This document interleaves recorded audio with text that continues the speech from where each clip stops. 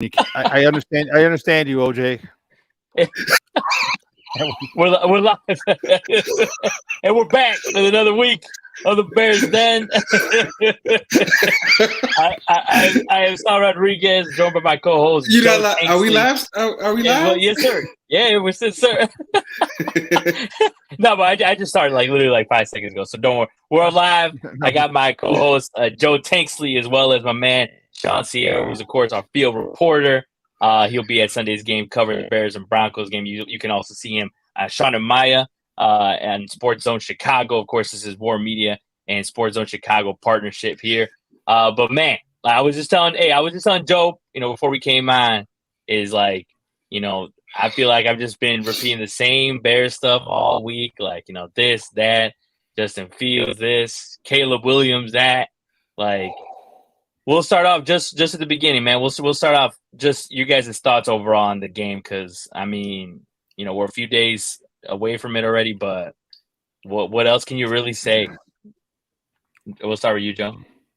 I kind of feel like the what we witnessed this weekend. After all the distractions and the things that they had to overcome, and the much to do about the Justin Fields press conferences, and how he's going to play effort and play free and everything. I think we kind of saw more of the same, and I'm kind of wondering what's going on at Hallis Hall, because I think that I know that the players got to be tired of losing, and I wonder if the belief in their systems and the belief in their scheme is there, because it doesn't look like it's happening. When they talked about execution early on in the week. Well, players execute better when they believe. When they believe something is going to work, they are going to execute harder because they have faith in what's going to, they have faith in the call. And that's kind of what I'm not seeing right now. I think the team, is broken. I think, I don't want to say it, but it looks like they got a broken spirit to lose 13 straight games. And granted, it's the Kansas City Chiefs, but you want to see a little bit more fight. They're not finishing plays, they're not executing, which is the buzzword of this week, execution. And it just looks like a very broken team, top to bottom. Oh, 100%. Even broken in so many ways, including injuries. Because we saw injuries to Tyreek Stevenson and all that. So yeah, it's just another just adding to the tally of just problems for the Bears. But Sean, what about you, man? What was your overall takeaway from that game on Sunday? Like I said, not much good out of it, but just another same crap, different week, right? Yeah, but you know what? There's a lot of bad going on here, and I'm not as down on it as everybody, and I'm watching it because here's the situation.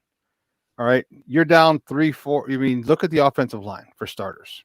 All right, The only person you have starting now, all right, is our rookie right tackle.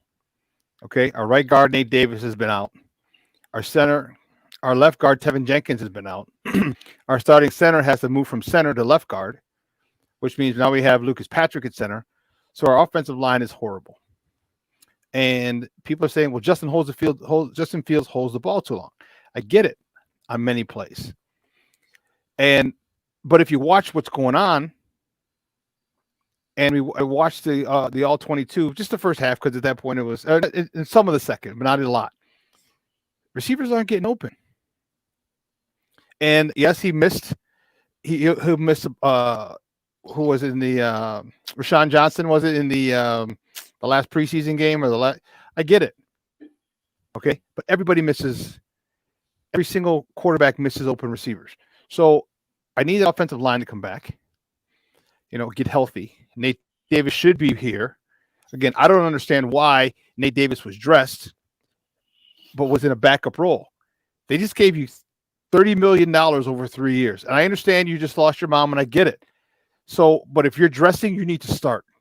And if you can't play, then you don't need to be dressed. Okay? I respect the fact that his mother passed away. I take as much time away as you need. I get it. Okay? But damn, if you're dressed, you're a much better option than Ja'Tyre Carter. Next, Justin Fields talked about, remember last week, he talked about the coaching. They need to, what they haven't done is scripted runs. Put this guy, do not take one of the most explosive weapons in the NFL and put him in the shed. Okay? You do that, it makes it a lot more. Don't get me wrong. I'm not saying they're going to beat the Chiefs. Okay? I'm not saying that at all. What I'm saying is you make it a lot more competitive game. I'm saying you build confidence. So I'm frustrated at the at the fans and everybody for jumping on the offense and Justin Fields when it really should be on Getsy. And again, Justin Fields has to play better. I get it. That's point blank, and he's not going to dodge any accountability. He needs to play better. But man, you got to give him some help. Defensively, I have no idea why they are still trying to rush with 4 guys. They're trying to get home with 4 guys and they can't. Why they don't bring with 5? There's small things that if just little tweaks, one of my coaching colleagues told me one time, if you take care of all the little things, there are no big things. So one little thing, you're not getting home with 4. Bring a 5th rusher. Especially if when you're down 21, 24, nothing. What are you going to do? Get burned again? Oh boy, guess what? You're going to so here's your pick your poison. You want to let Patrick, you want to sit back in zone and let Patrick Mahomes pick you apart like he did to that point? Or do you want to put pressure on him, get him off his spot, and if he picks you apart, well, guess what? He's been doing it all game. But change something. So yeah, I'm a little upset about the game.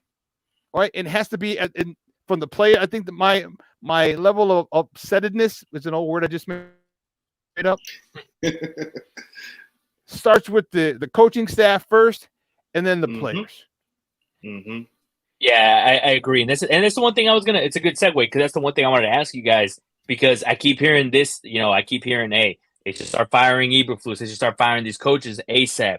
What are you guys' thoughts on that? Do you think, in my opinion, I look at it as this. Look, it's on the coaching staff. I 100% agree. It's way more on that, but I will also say this: the fact that if they fire them now, like, what does it do? I mean, they're headed towards a direction that even if they fire a coach, is it sending a message? I understand that a little more. But how do you guys feel? How do you feel, Joe, when people say, hey, they should start firing guys now, including Eberflus? Well, here's the thing. I have seen instances of this coaching staff being able to, come up with ways to get the team to play hard and put them in positions to win. Even when Ryan Poles stripped down a team. We saw that last year when they, had the mini bye and they came out against New England. And we was like, whoa, what is this? You know what I'm saying? And that's what kind of started, all the Justin Fields hype, So they do have it in them, I think. But I think, for me, a lot has to change in the next 4 games or so. We need to have some better scheme. The receivers are getting open. Well, you can scheme guys open. What route concepts are we running? What route trees are you running? You have to run a route tree to get open on his own coverage. Make it simple. And that's stuff that they're not doing. I think a lot has been made about, making Justin, a pocket passer. And I think in a way that being drilled into him kind of broke, something that was natural to him. And instead of, adding something to complement his arsenal. And that's what, the fallout is with me. Instead of taking it away, you need to put that in to complement. You think I'm going to roll out right now? Well, no, I'm going to stay put, and I'm going to drill that curl route, saying, when you think I'm going to roll out, I'm going to do the opposite. And they haven't done that. They haven't mixed it up very well. The play calls have been super predictable. That one interception to Cole Kmet.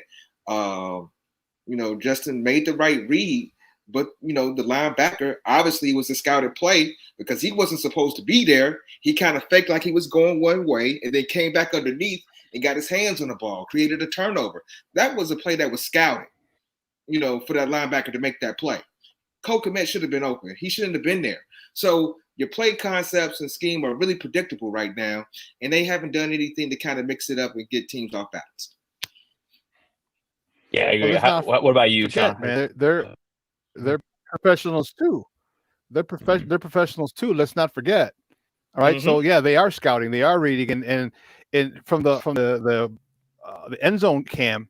All right, that dude actually was going to the right, and he deked because he was a flat defender, but he also knew behind him was Cole Kmet.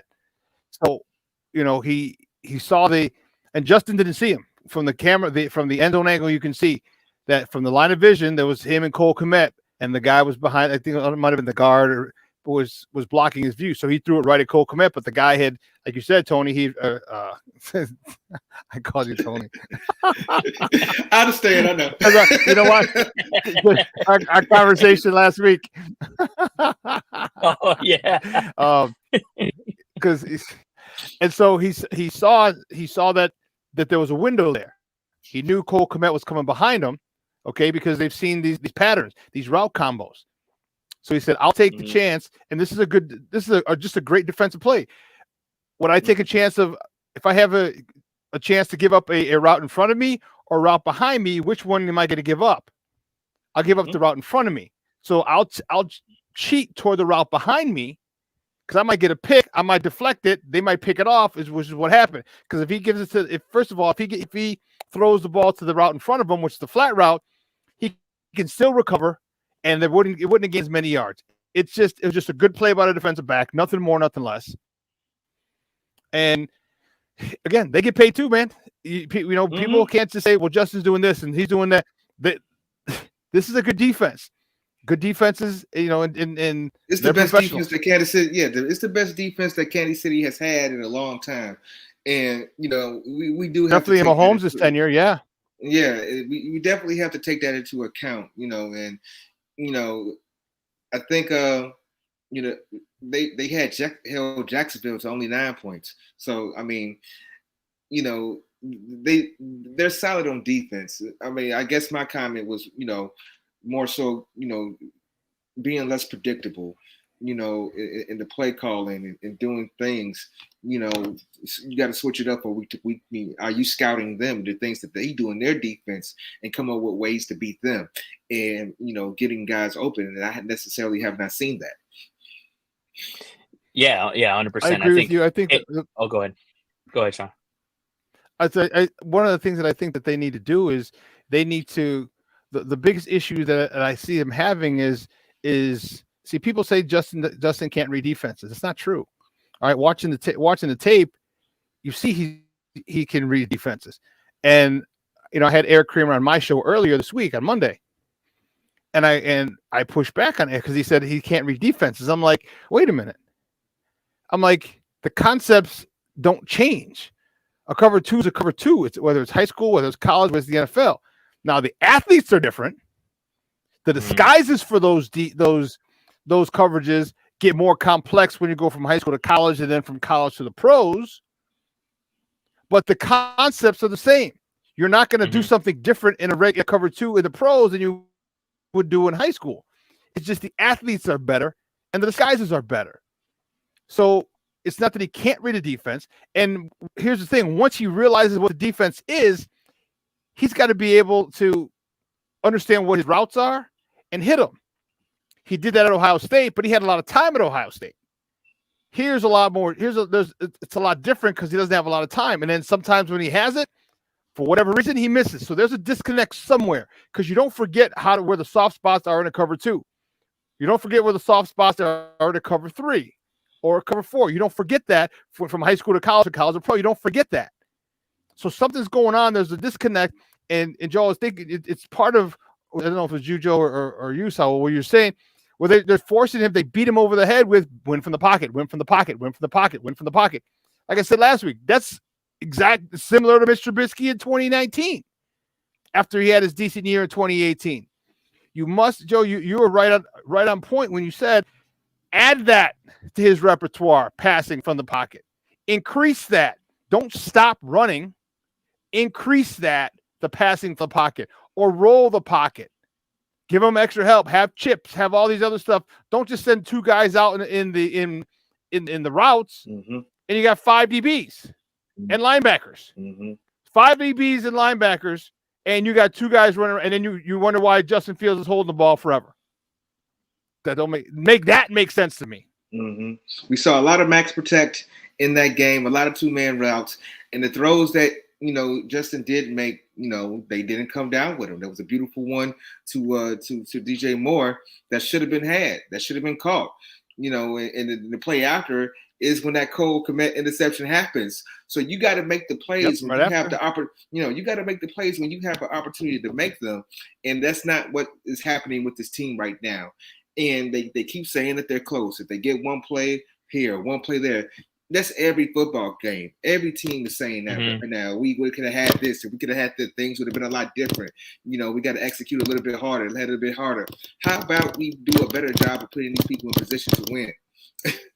Yeah, and the thing too is that you say that about how Eberflus said they're close, and then Justin Fields said they got to go. So then, like the to what Sean's saying, the miscommunication, it goes way beyond the field when it comes to certain things that they say. I think Justin kind of clarified a little bit. I think Justin was thinking that his overall goal is as far as what the offense could be, and Eberflus is just trying to win a game right now. That's all he's interested in doing, is just winning a game. Yeah. No, yeah, and I think in speaking about Justin Fields, I think is a good segue to what I was going to say, ask you guys as well, because. And you kind of mentioned it, Sean, if you're talking about the way that the coaching is, because that's how I see it too. I think when a lot of people are talking about like Justin Fields is, he's done, this and that, like they should give up on Fields. Like I think it's just an overreaction just because of the way that coaching has been and coaching this and that. So how do you guys feel about when people are like, man, the Bears should be already looking at Caleb Williams, they should already be looking at the next guy up? Like, how do you feel about that, Sean? Without an offensive line, I don't give a damn who you are. Mm-hmm. Okay, look at the Super Bowl 2 years ago and Patrick Mahomes when both of his tackles were hurt. Okay, they got destroyed. They lost to the Bucs. All right, because they didn't have protection. So the best quarterback on the planet at that particular point still couldn't get it done. So it doesn't matter if you bring Caleb Williams in here. You need an offensive line to protect him. You need an offensive line to protect Justin. So Nate Davis. I hope he's able to come back and play this week and start this week. All right. So now we'll have Darnell Moore and Nate Davis. All right. Patrick is still going to be there. So, okay, we can't do anything with that. Tevin Jenkins is still out. Cody Whitehair's there. But no, Cody Whitehair was hurt, if I'm not mistaken. I think he was hurt. And then you have Braxton Jones, who's going to be out.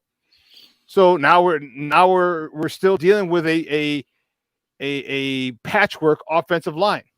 That's the starters. You win and lose games in the trenches. So it's going to be another one. You know how you combat that? You run the God-blessed ball. Those 2 guys had 15 carries and they averaged over 4 yards a carry each. But you stop running the ball. Why? I have no idea. Why you decided to say, hey, you know what? We're getting 4 yards a pop with these 2 running backs. Let's stop running the ball. That's a good plan to beat this high-powered offense. And, let's not keep Patrick Mahomes on the sideline. Let's go 3 and out and get him back on so he can score more points. That's coaching. And you asked us if I think he's going to be fired. No, they're not going to fire him midseason. You already lost your defensive coordinator for just some crazy stuff. Okay, and we don't even know what the hell it was, just inappropriate behavior. We lost our defensive coordinator, and now we got now you lose another defensive coordinator. Who's going to call this? Who's going to call the defense? So there's no way that they're going to get rid of Eberflus mid-season. None. So whether people like it or not, or pissed off or not, that's the reality of the situation. You need someone to call those plays, and it's his defense that they're running. Okay, so we got to suck it up and deal with it. Real talk. You brought an interesting point, Sean, about coaching, and I keep thinking about Luke Getsy and what he, is doing, isn't doing most primarily. And I look at the teams that use that Shanahan style offense. You talk about the 49ers. You're looking at, the Green Bay Packers and the Miami Dolphins. one thing that they all have in common is they run the ball, they believe in balance, and they have strong identities. Where's the disconnect with, Luke Getsy? How come he can't figure this out? That's the $1 million question. And, that's the thing that I wanted to ask them. All right. What's your identity? Because that's the whole thing. Once you know what your identity is, now you can play according to that. If you don't know what your identity is, you're just kind of throwing stuff in the air and trying to figure out what you want. So if you decide, which I think you should, to be a running team again, you're going to run the ball. Then those spies that like number 50 was a spy on Justin. Guess what? He's not dropping back in coverage. Where are the tight end curl routes? Where are the tight up the seams? Where are all those things? If they're running cover 4 or cover 2, there should be the middle should be wide open because the spy is up there next to Justin, watching Justin. So where are those routes? Again, here comes coaching. But everyone's going to say, get rid of Fields, fire Fields, let's go over Caleb Williams, blah, blah, blah, blah, blah. We could have had Patrick Mahomes. If Patrick Mahomes came here, do you realize he would have had Matt Nagy? And he'd have this guy right here. He would not be the $500 million man that he is today. That I can guarantee you. We have no one to develop quarterbacks. Yeah, I mean, and you look at him now. I mean, he's the only reason he's, because they put him in that seat to succeed over there in Kansas City with the offensive coordinating job, just Matt Nagy. They have it easy with Mahomes. Yeah. I mean, it's the facts of the matter there. But yeah, and at this rate, I don't see the Bears winning more than 3 games, let alone more than 2. I don't know how you guys see it, but do you think the Bears, they are they going to end up with 2 of the top 10 picks at this point? Because the Panthers are also 0-3 with Bryce Young. Like, how do you feel about the Bears, win-loss record going forward? Well, how do you feel, Joe? I mean, there's got to be 3 wins out there for them. There's got to be, especially starting this week against the Broncos. And, the Broncos, just laid down for the Miami Dolphins, and let them score 70, lost by 50 points. And that defense looked worse than ours. Which is hard to do at this point. So I think we can find a win there, but it's they don't give us much hope. They don't give us they haven't given us a lot to be excited about. But if we look at it, on a week-to-week basis, which the NFL is a week-to-week basis, things change in a week, especially with all the injuries and stuff that's happening. It's kind of a league of attrition almost. Well, it is. But man, how many games? I picked them to win 9. I picked them to win 9, and I know they're damn sure not getting 9 wins, but man,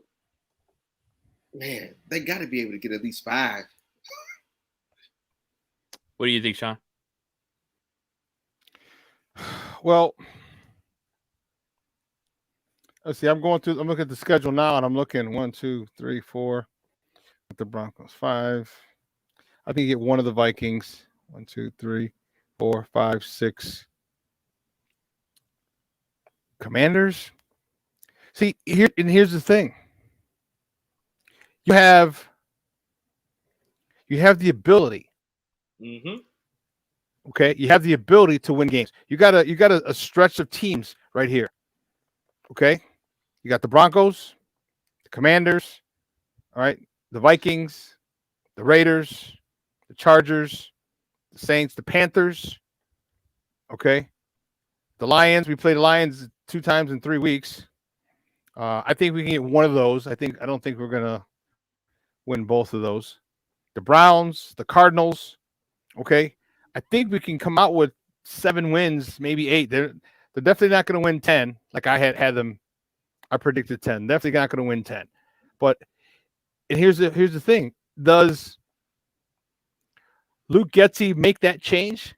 Does they open up? They set Justin Fields free last year. He just didn't have any help.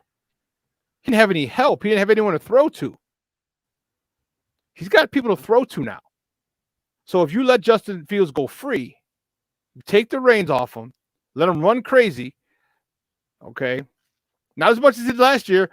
You compensate with your running game with the other running backs. So now they're getting the carries, and Justin Fields can just kind of break out when you're tired of getting hammered over the head, and now it's a pass, and all of a sudden you got that spy, and boom, Justin can beat him to the corner, then beat him to the corner and run. If Luke Getsy decides to change the offense again, then we can do that. If he doesn't, because where are the slants? Where's the slant to DJ Moore? You know, in first practice, first day of pads, there was a slant to DJ Moore, took it to the house, outran Eddie Jackson, broke his angle. Eddie Jackson had a good angle. He just flew right by him. Where are those slants? Where are these things? Why are you not? You know what? There's an old thing in coaching. It's called you coach it or you allow it. Whatever's happening on the field, you coached it or you've allowed it. Justin Fields is going back so slow on his drops. All right, I've said he needs to get under center. We need to hit slants. We need to hit curls. We need to hit 5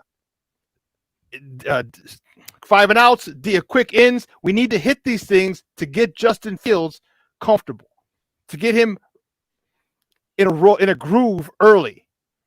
All right, you get him in a groove early, man, there's no stopping him. All quarterbacks they love to get 4 out of 5 out of 6 first passes, completions.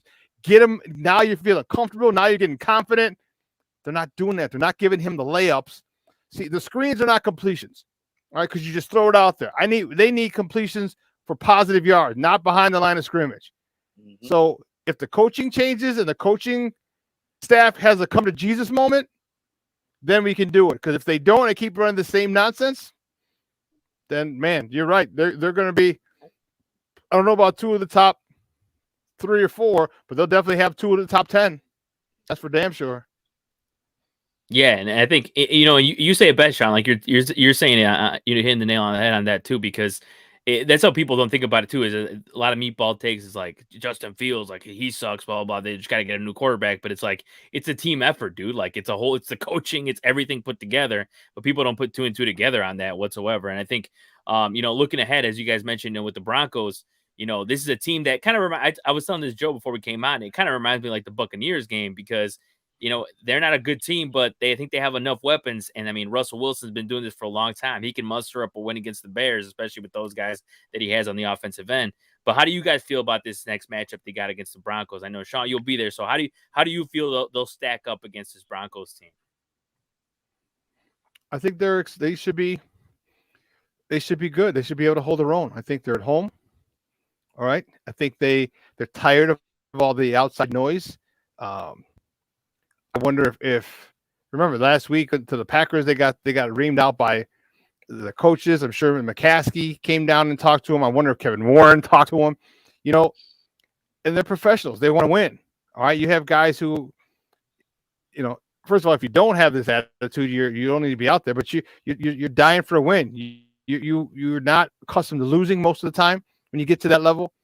I'm looking forward to them to come out. But the only thing is Getsy going to adjust the game plan around Justin Fields? That's the issue. Now, even if he doesn't, Justin Fields still has to play better. All right, them adjusting the game plan around him has nothing to do with hitting a wide open receiver. Mm-hmm. Has nothing to do with reading coverages. Has nothing to do with putting one man in conflict and reading him and making whatever he does wrong. It's just you're not running your types of plays. You can still win. You can still run plays that you're not the biggest fan of. You just have to execute. And I think that's the biggest thing with Justin Fields. Execute. Whatever they call, you execute. And I don't know if they're ready to do that. I don't know if Luke Getsy is ready to just kind of scrap his offense and kind of do what he did last year. I don't know. Because if he's not, like I said, it's going to be a long, long, long, long season. What about you, Joe? How do you feel about this matchup coming up against the Broncos, which a lot of people are like, they're calling it the toilet bowl. I saw some memes of people talking about they should flex this game to 3 a.m. on Wednesday. I think that's hilarious. It is. This is the one that you have to have.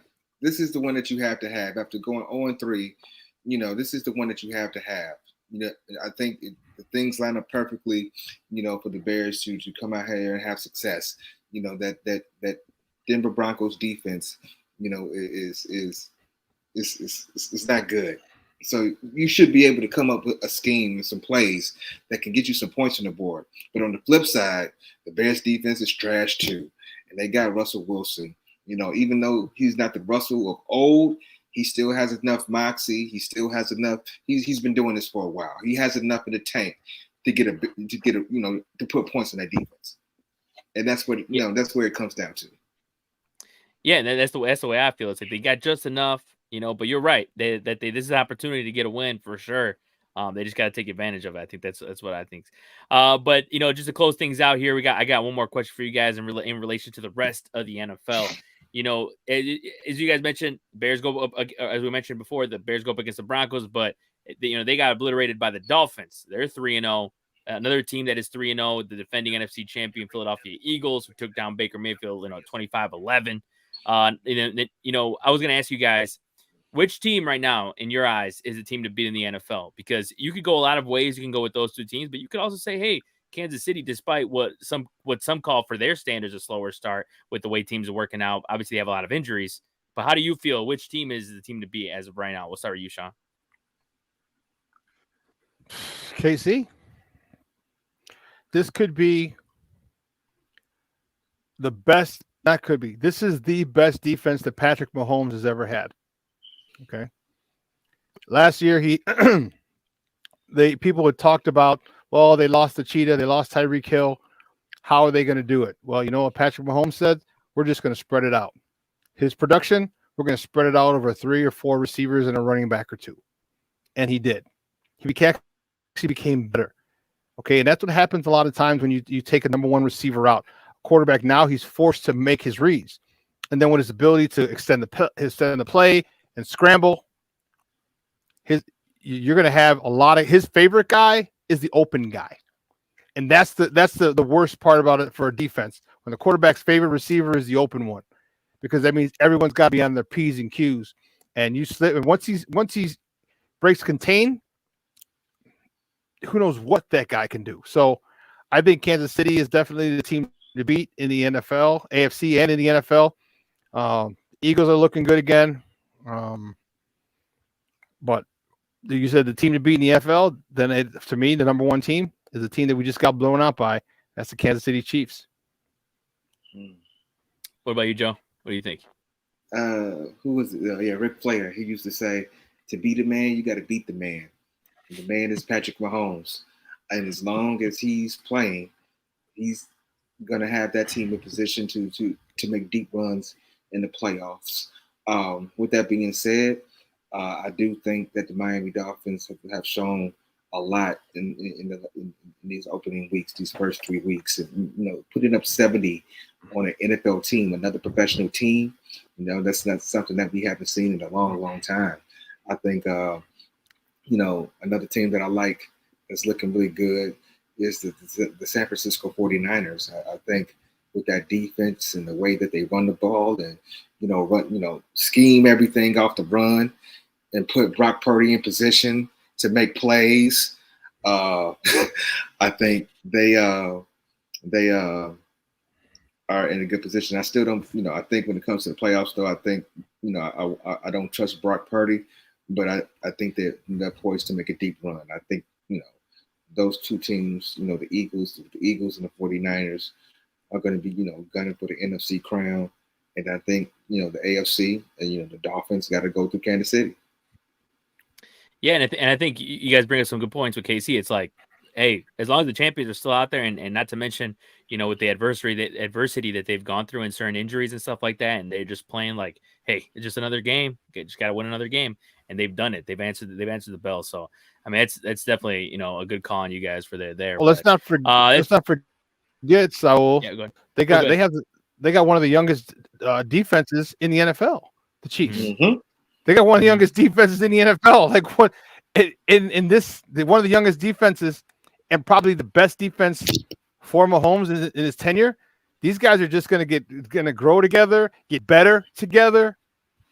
Dude, this could be We could be looking at some dynasty stuff if they can maintain and keep those guys, and the guys who do leave, okay, if they can replace them with quality rookies or second year people, man, this is that's the only reason I pick them over Miami. Don't get me wrong, because Miami, if one guy in the either the pass rush or in the secondary for Kansas City gets hurt, Miami might just find that dude, find the sub, pick on him. So yeah, no, they're stacked. So yeah, at this point, that's why I thought it was a good thing to post you guys, because a lot of these teams are looking really good, and record wise, obviously it's hard to split hairs there. So definitely a good call regardless. But I think that's a good place to wrap things up for this edition of the Bears Den, presented by War Media in partnership with Sports Zone Chicago. As well as always, check out our War Media content, our Substack, as well as Ad Bat, as well as Slam Society, all those podcasts, as well as check out Sean's show, Sean and Maya on Sports Zone Chicago. I want to thank these guys for joining me, Sean, Sierra, as well as Joe Tanksley. For Saúl Rodriguez, this was the Bears Den. Hopefully everyone has a great week. Peace.